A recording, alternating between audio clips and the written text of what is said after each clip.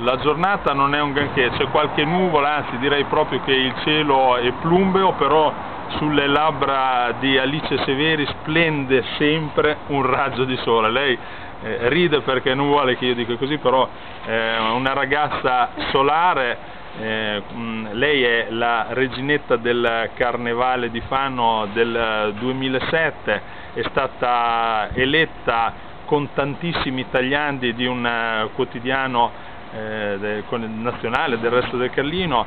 Noi dell'associazione Titanus l'abbiamo aiutata tantissimo perché lei fa parte della nostra associazione, anzi è un personaggio di spicco della Titanus. Anzi, se vuoi approfittare attraverso questo videomessaggio per il ringraziamento a tutti gli amici della Titanus che ti seguono.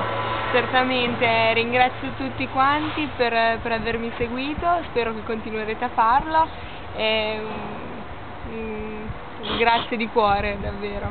Sicuramente lo faranno, anche perché già durante l'arco di tutto questo 2007 Alice è stata ospite in diverse manifestazioni della Titanus ed è stata madrina anche della reginetta della canzone in questo lungo tour durato per l'appunto per tutto il 2007.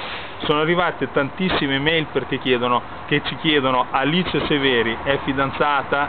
C'ha il ragazzo? O come dicono lungo la riviera adriatica, ha il moroso? No, non ho il moroso. Allora è in cerca del moroso.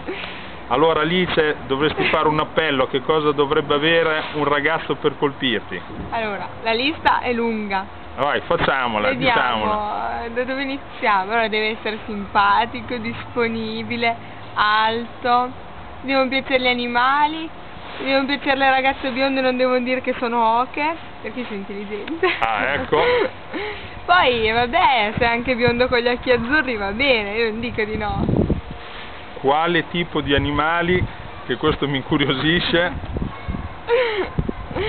Ma non lo so. Una compagnia, chihuahua. Ah, animali in genere, soprattutto cani, allora, diciamo così. Sì, alla Paris Hilton. Allora, ecco la Paris Hilton, perché Paris è una, diciamo così, una ragazza che potrebbe piacere ad Alice, in quanto bionda o in quanto proprio Paris Hilton?